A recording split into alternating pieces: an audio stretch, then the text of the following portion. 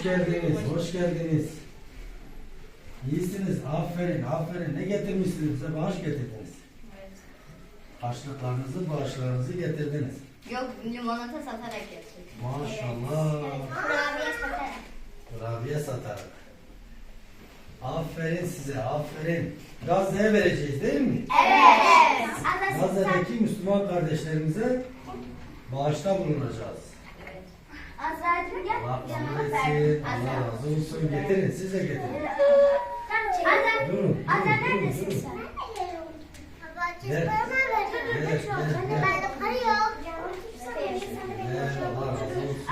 Yakına. Aferin Abi size. orada 446 lira var. 456. İnşallah Allah'ın katında olacak 4 trilyon, Evet. 5 trilyon olacak. Ya otur başına gel.